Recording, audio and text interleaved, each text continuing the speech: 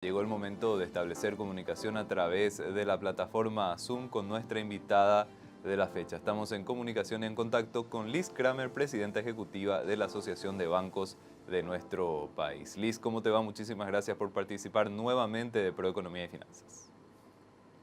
Un gusto siempre estar con ustedes. Realmente agradezco la oportunidad que nos dan de compartir más datos de este sector tan apasionante. Precisamente, Liz, queríamos tener más detalles. La Asociación de Bancos recientemente presentó un informe acerca de lo que es el aporte del sistema bancario a la economía paraguaya. En líneas generales, Liz, ¿qué apuntan ustedes como relevante dentro de ese análisis, lo que es el aporte del sistema financiero nacional a la dinámica económica paraguaya, que en este año 2024 está siendo bastante favorable? ¿Qué son las cuestiones principales que ustedes observan? Bueno, el sistema bancario es un reflejo de la economía, el sistema financiero en general, ¿no? Entonces, va en línea siempre con la economía. No hay sector económico que no pase de alguna manera por el sistema financiero, ya sea desde la política pública o desde el emprendimiento privado, termina pasando por el sistema. Entonces, nosotros en línea también con eso hemos tenido un buen semestre. Tenemos una evolución digamos, lo que se llama la evolución del desarrollo financiero, que es una medición de varias variables, valga la redundancia, que indica que estamos en un 0,19, en un momento bueno en cuanto a desarrollo financiero, sin bien hay mucho aún por crecer. Gozamos de buena salud, es decir, el sistema financiero se encuentra sólido. Para darle solamente unos indicadores que son así entendibles para todo público, digamos que los indicadores de capitalización del mercado se encuentran en un 18%, cuando el mínimo requerido por el regulador es del 12%. También otro indicador, por ejemplo, que da cuenta de esa solvencia es el índice de apalancamiento, es decir, cuánto pueden enfrentar shocks con recursos propios, y eso está en un 8% cuando el mínimo sugerido por Basilea, que es una normativa internacional, es del 3%. Solamente para dar dos de los principales ratios que hablan de la solvencia del sistema financiero actual. Y por ello, digamos que en línea con el crecimiento de la economía o con la fortaleza de la economía, nuestro mayor desafío también es la permeabilidad de este crecimiento a las distintas capas de la sociedad. Por ello, nuestros desafíos siguen siendo los de mayor inclusión financiera. También estamos con desafíos con relación a todo lo que es cada vez más automatización, cada vez más digitalización. Eso trae aparejado inversión muy fuerte en ciberseguridad, todo lo que es el aprovechamiento de la inteligencia artificial para mejorar la eficiencia, pero sin descuidar la seguridad. Y también acompañar las tendencias globales que tienen que ver con ESG, se llaman, son sus siglas en inglés, de ambiente, sociedad y gobernanza. Estas son, digamos, tendencias que impactan a nivel global en las líneas crediticias de los grandes entes multilaterales y que luego permean en las normativas a nivel local. Por tanto, ese es otro de los desafíos que nos toca acompañar todo esto, toda esta evolución continua que no cesa, valga la redundancia, para poder estar en línea con ese crecimiento esperado y mucho más aún ahora con este anuncio de grado de inversión. Liz, en un entorno de tasas más reducidas, ¿cómo está el financiamiento, los créditos del sistema bancario a las diferentes actividades de nuestro país? Hay muchos segmentos que están teniendo una dinámica bastante positiva, hay otros que están teniendo algún tipo de lucha, como por ejemplo el sector de la construcción, que está teniendo algunas dificultades. ¿Cómo es el financiamiento en este año 2024 según la visión de ustedes? Bueno, el financiamiento ha crecido, hemos crecido por el lado del crédito y por el lado del consumo. Ustedes saben que el sistema bancario básicamente tiene dos patas importantes, ¿no? El otorgar créditos y el otorgar consumo, ¿no? Perdón, otorgar créditos y captar fondos, ¿no? En cuanto al ahorro. En cuanto a la dinámica del sector bancario, la composición de la cartera de créditos prácticamente ha crecido en todos los sectores, en algunos con cifras de hasta el 14%, como el caso del consumo, 13% en el caso del consumo al por mayor, la agricultura, la industria, la ganadería. Todos han mostrado un crecimiento de alguna manera en línea, en algunos casos como siempre decimos, cuando hay un momento de bonanza, los sectores económicos quitan créditos para su crecimiento, para expandirse, para sus nuevos proyectos. Y cuando hay momentos de dificultad, como del caso de la construcción que estuvo rezagado, ha crecido el crédito, pero en menor rango, porque todavía su actividad está ralentizada. Se vienen, por suerte, anuncios de grandes obras que van a dinamizar también ese sector. Pero en general, el total de créditos ha crecido un 18%. La variación interanual, sí, la variación interanual ha sido el 18% y eso es un saldo de créditos de 149 billones de guaraníes a mayo del 2024. Eso por el lado del crédito. Y por el lado del ahorro también ha crecido y eso es muy interesante porque significa la confianza de la gente en el sistema. Uno quiere, siempre yo digo cuando me refiero a esto, que el sector bancario es uno de los sectores más controlados de la economía, es un sector del que sabemos exactamente cuánto ha producido, cuánto ha vendido, cómo está al día de ayer o hasta el mes pasado. Casi ningún otro sector de la economía que yo conozco al menos tiene tan claro los datos, por eso que muy a menudo salen los datos sobre utilidades o no de los bancos. Pero bueno, eso comparativamente no tenemos contra qué comparar porque los otros sectores digamos, no se tienen esos datos así de expuestos. No obstante, los depósitos, también hablando de eso, los depósitos ha crecido interesantemente los CDAs, que son depósitos de mediano y largo plazo, creció en un 25% y hoy ya representa una cartera del 42% del total de los depósitos. Y eso es interesante porque cuanto más dinero el banco capta a mediano y largo plazo, esa es una disponibilidad que tiene para poder prestar, ¿no? También cuenta corriente ha crecido algo así como un 9%, hoy totaliza un 25,6% del total de la cartera de ahorro, perdón, de depósitos, sí. Y los ahorros a la vista crecieron un chiquito también, o sea, perdón, los depósitos a la vista, digo bien, ha crecido también un poco y hoy representan un 29,7% del total de depósitos. Entonces tenemos que los CDAs están en un 42 y pico, cuentas corrientes 25,6 y a la vista 29,7. Entonces eso habla también, ese crecimiento en los depósitos, de la confianza de la gente que quiere depositar su dinero, obviamente en donde... Siempre le digo yo, nadie quiere depositar su dinero en un banco que le va mal. Entonces, saber que a los bancos les va bien es una señal que expande confianza hacia el consumidor y que le anima también a utilizar las herramientas de depósito y gozar de buenos intereses. Liz, ¿y cómo están viendo justamente la dinámica de las tarjetas de crédito? ¿Se está teniendo también un aumento dentro de este segmento que es bastante relevante teniendo en cuenta la necesidad de financiamiento del consumo, que en términos económicos también es sumamente importante? ¿Están viendo un crecimiento? ¿Este crecimiento, pese a las limitaciones normativas, es todavía interesante? ¿Se podría hacer un poco más? ¿Cómo están viendo esa parte de lo que es el negocio financiero? El volumen de compras con tarjeta de crédito y de débito aumentaron o sea, conjuntamente, crédito y débito aumentaron un 32% con relación al año pasado, mientras que las transacciones incrementaron un 52%. ¿Qué significa eso? Que más gente está utilizando estos medios de pago para compras más pequeñas. O sea, hay muchas transacciones y bueno, son utilizadas en compras menores también, ¿no? Entonces, eso ha crecido y sin embargo vemos, bueno, por supuesto ahí se dan mucho las promociones, los ganchos perdón, que los distintos entes están teniendo para hacer, pero les voy a dar un comparativo. La cantidad de operaciones realizadas a junio del 2024 con tarjetas de débito fueron 4.100.000 y algo, casi 200.000, 4.200.000 operaciones, y con tarjetas de crédito 10.100.000 y pico de operaciones. Entonces, eso son cantidad de operaciones. Si hablamos de la cantidad de plástico, o sea, la cantidad efectiva de tarjetas que hay, las tarjetas de crédito han aumentado, perdón, las tarjetas de débito han aumentado importantemente. Hoy estamos en 3.445.000 plásticos de tarjeta de débito. Y ese crecimiento es basado sobre todo en el hecho de la mayor apertura de cuentas básicas. Cuando alguien abre una cuenta básica de ahorro, poco después ya recibe su tarjeta de débito. Entonces ahí hay un crecimiento bastante ligado a eso. En cuanto al crecimiento de las tarjetas de crédito en cuanto a plástico, o sea, la cantidad de gente como con plástico es bastante, el crecimiento es bastante pequeño, digamos así. Ha crecido, pero no mucho.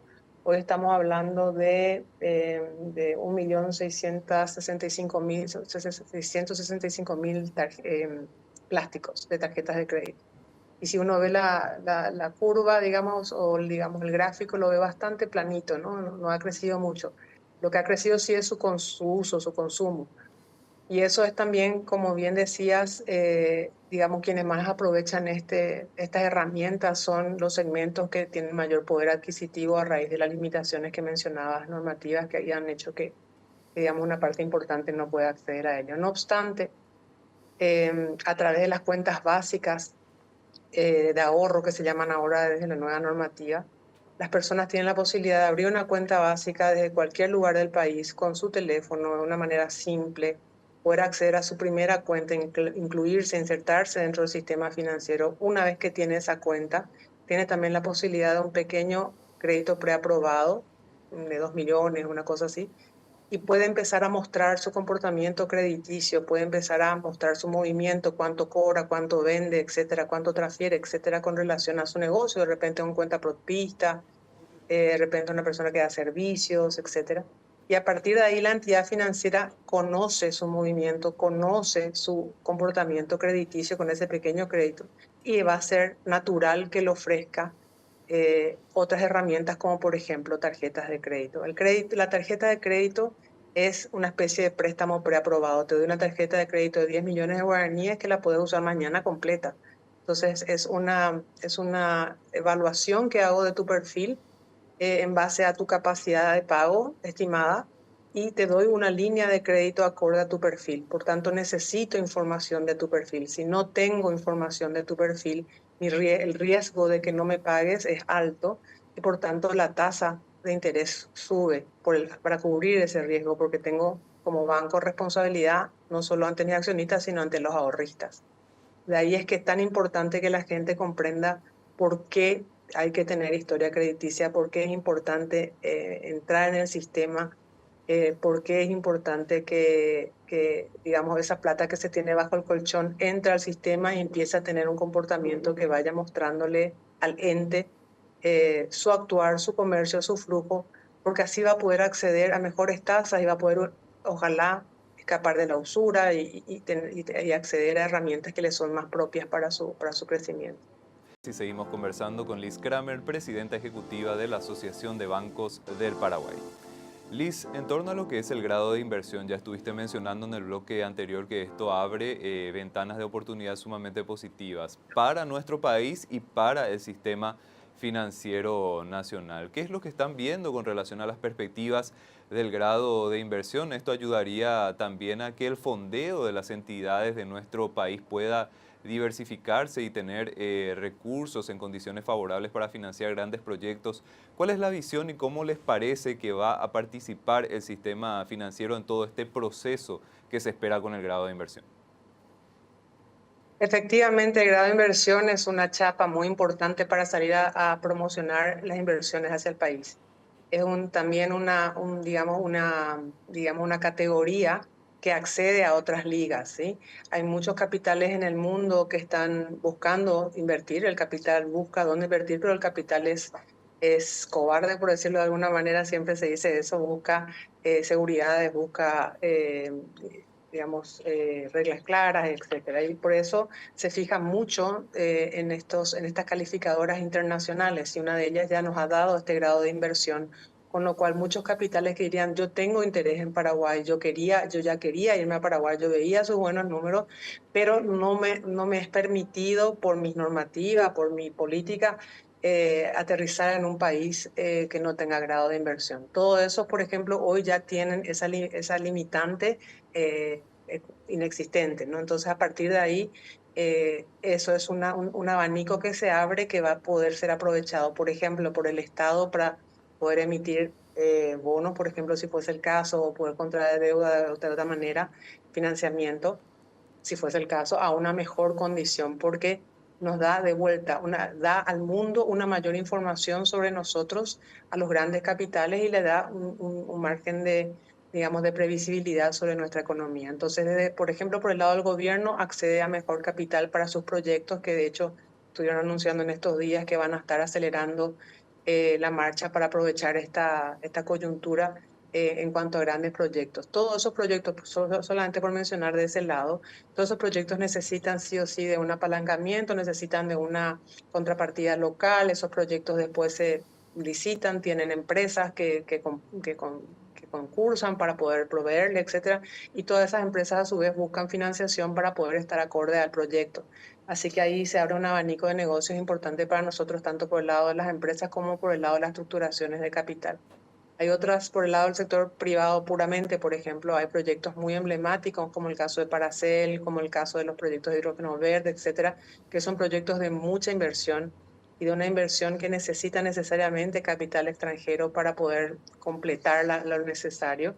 Y no era el momento, no, digamos que el crédito no estaba hasta ahora en un buen punto a nivel internacional como para terminar la estructuración financiera de esos proyectos. Y ahora con esta posibilidad se abren oportunidades de poder negociar mejores condiciones para poder estructurar esos proyectos que ya están ahí, están ya despegando, en realidad ya despegaron, pero que estaban esperando un mejor momento para consolidar esa estructuración financiera. Ya a nivel local se tiene experiencia en emisión, lo internacional se tiene experiencia en estructuración, por ejemplo, de proyectos como el caso de la Bioceánica con la FD, etcétera. Entonces, ahora no es que esto es inmediato, no es que la gente lo va a sentir mañana. Esto lo que nos hace es nos brinda digamos, una mejor chapa, un mejor cartel, un mejor, digamos, mejor perfil para salir a competir, obviamente, en el mundo del crédito, en el mundo del financiamiento internacional, con mejores condiciones. Ahí estarán tanto el sector público como los sectores privados buscando mejores condiciones de financiamiento para poder permear en la economía a través de los diferentes proyectos que existen, privados o públicos, que terminan impactando en la economía a través del crecimiento de la actividad económica, el empleo y demás. O sea, este es un proceso que llevará su tiempo de percibir el beneficio para los ciudadanos en la medida en que llegan las inversiones y en la medida que se consolidan estas grandes obras. En cierto modo, Liz, el consumidor común, entre comillas, puede esperar algún tipo de beneficio indirecto en términos de que si las entidades bancarias tienen la capacidad de tener financiamiento para grandes proyectos, también se van a tener otras fuentes de financiamiento tradicionales, como por ejemplo los depósitos que las entidades bancarias van a tener que ir moviendo dentro del mercado para esos clientes tal vez un poco más pequeños, ¿verdad? Siempre el grado de inversión hablamos de tal vez de grandes proyectos y cuestiones que no afectan mucho al ciudadano común en términos de financiamiento, pero indirectamente va a provocar de que haya mayor cantidad de recursos para ir fortaleciendo la dinámica económica otra vez en nuestro país. Y el empleo asociado a esa dinámica. Sin duda alguna, por eso digo yo, cuando los bancos están, digamos, con un saldo positivo, cuando los bancos ganan, es porque tienen, digamos, primero una buena señal de dónde depositar tu plata. Nadie quiere depositar su plata en un banco que no le vaya bien. Eso en primer lugar. Entonces, a partir de que haya digamos, de que haya un buen performance del sector bancario, es un buen indicador para que uno pueda confiarle sus ahorros, sus depósitos, y a partir de ahí hacer mover, digamos, su dinero, hacer uso de su dinero con las condiciones que están. Pero bueno, además de eso, a nivel ya más micro, la tasa política monetaria ha ido bajando, estamos en un 6% de Banco Central, con lo cual eso también se ha, digamos, trasladado, eso se traslada al crédito, ¿no? Y han venido por eso bajando tasas de crédito para distintos sectores, ¿verdad? Dependiendo de los sectores de la economía. Y de hecho se refleja eso en el crecimiento del consumo, por ejemplo, en el uso de tarjetas que te decía, en el uso del QR, en fin, en la dinámica económica. Efectivamente, cuando el banco está más capitalizado o está demasiado capitalizado, necesita mover ese dinero, necesita poder colocar ese dinero, y ahí entra en una sana competencia entre los bancos por quién da mejores créditos, quién desarrolla productos acorde. Hoy hay productos que están súper identificados. Ya la banca tiene mucha experiencia en el sector agro, en el sector ganadero, en el sector construcción, conoce los ciclos económicos, etcétera, y de alguna manera también los ciclos de los grandes comercios, ¿no? Las temporadas de venta, etcétera. Pero a medida que se penetran diferentes sectores, se van preparando productos crediticios acorde a esas necesidades. Por dar un ejemplo, los productos crediticios hoy a largo plazo o mediano y largo plazo para educación, por ejemplo, que en muchos casos está utilizando unos fondos de la AFD como financiamiento. Entonces, a mayor capitalización, o sea, perdón, a mayor liquidez, mayor posibilidad de competencia entre los bancos para poder colocar esa liquidez que beneficia finalmente en productos más competitivos, en oferta más competitiva en cuanto a crédito. Y ahí es donde el ciudadano puede aprovechar mejor eso, ¿no? Y de ahí también vienen la posibilidad de que ellos hacen sus diferentes estrategias comerciales, que compiten unos con otros con las diferentes modalidades comerciales, con las tarjetas, con el QR, etcétera. Ahí es donde, digamos, el ciudadano recibe o percibe esa dinámica. Y toda esa dinámica también, Liz, y proyecciones económicas colaboran a que se tengan proyecciones positivas en cuanto a lo que sería, por ejemplo, la inclusión financiera en nuestro país, que es una cuestión sobre la cual estamos teniendo avances, pero todavía muchas tareas por hacer. Sí, nosotros tenemos, la inclusión financiera es algo que nos debería ocupar a todos. Obviamente el sistema financiero es somos los más interesados, pero por una razón, por varias razones. Obviamente porque porque es el negocio, pero además porque le hace bien a la economía. El hecho de la informalidad le hace mucho daño, por todas las razones que sabemos, a la economía del país. A medida que las personas se van formalizando, a medida que las personas adquieren, por ejemplo, habilidades digitales para poder interactuar en el sistema financiero, abren su primera cuenta básica, o sea, tienen su primer préstamo preaprobado, eh, muestran su comportamiento crediticio favorable, pueden acceder a más productos financieros, justamente como los que estábamos mencionando, tarjeta de crédito, préstamos a mejores tasas, y otros servicios más que tienen hoy, que ofrecen hoy los bancos. Si uno no le conoce al cliente, no le puede ofrecer no le puede ofrecer crédito, no le puede ofrecer, o crédito no le puede ofrecer a buena tasa, porque el crédito es otorgado en base al perfil de la capacidad de pago del cliente, que es una responsabilidad que tienen los bancos. Es muy importante que la gente comprenda que el banco presta dinero, no solo suyo, presta dinero de los ahorristas, y hay una normativa muy estricta desde la banca matriz para cuidar el dinero de los ahorristas. Entonces las reglas son bastante importantes, pero al mismo tiempo han demostrado ser válidas, por eso estamos con un sistema sólido, y eso tiene que ver con conocerle al cliente. No basta solo también con tener una cuenta básica, o sea, pasar del dinero bajo el colchón al dinero en la cuenta, sino que a partir de una cuenta básica, Eduardo, uno tiene, por ejemplo, una tarjeta de débito. Las personas pueden recibir pagos, pueden pagar, transaccionar, pueden tener una mejor calidad de vida en cuanto a el uso de su tiempo, que antes tenían que irse sí o sí a una boca de pago o no podían vender fuera de su territorio, tenía que venir físicamente la persona. Todo lo que es el mundo del delivery explotó en la pandemia gracias a eso. Entonces, en la medida que las personas entran dentro del sistema, tienen la posibilidad de todo el mundo de pagos, ¿verdad? Para vender sus servicios, para cobrar, para pagar sus servicios también, y entran dentro de la información que se requiere para proveerle otros servicios. En otros países hay lo que se llama la Ley de Inclusión Financiera. Aquí ya se está hablando de eso. Digamos, hay una Estrategia Nacional de Inclusión Financiera liderada por el Ministerio de Economía, de la mano del Banco Central y otros sectores del gobierno y el sector privado, donde además se miden cómo las personas tienen acceso finalmente al dinero. O sea, yo te quiero dar la tranquilidad de que tenés cerca la posibilidad de hacer, digamos, de tener tu dinero. Y en ese sentido también los bancos invierten en lo que son los cajeros automáticos. Hoy tenemos 1.300, casi 1.400 cajeros automáticos en todo el país. Tenemos más de 23.000 corresponsales no bancarios. Eso que hoy, un viernes a la tarde, un sábado a la mañana, podés hacer tus transacciones en los corresponsales no bancarios.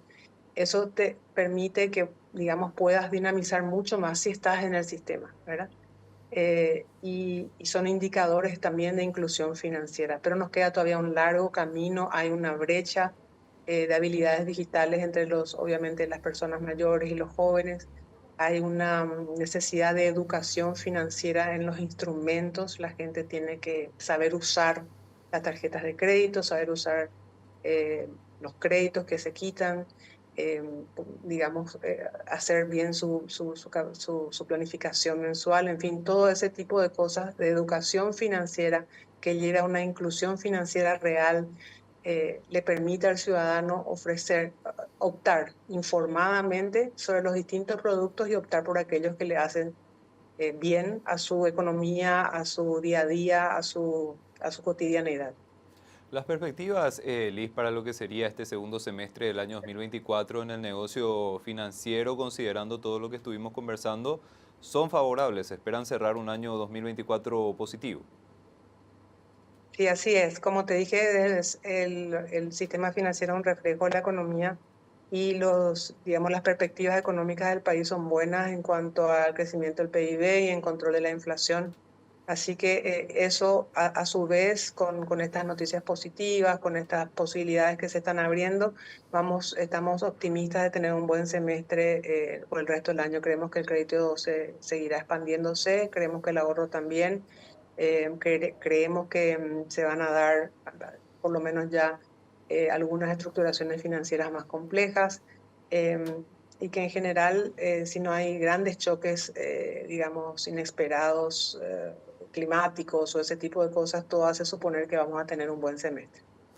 Liz, y este tema del grado de inversión, ¿cómo se relaciona con esfuerzos como el que ustedes realizan para lo que sería este Congreso de la Federación Latinoamericana de Bancos en nuestro país? ¿Son cuestiones oportunas, entre comillas, que se dan en términos de este grado de inversión o este sello de calidad que expone a Paraguay ante el mundo y este tipo de eventos que también son sumamente importantes para captar la atención de la región? ¿Cómo justamente se complementan este tipo de cuestiones? Y comentarnos un poquitito más sobre este evento que de a poco se va a acercar.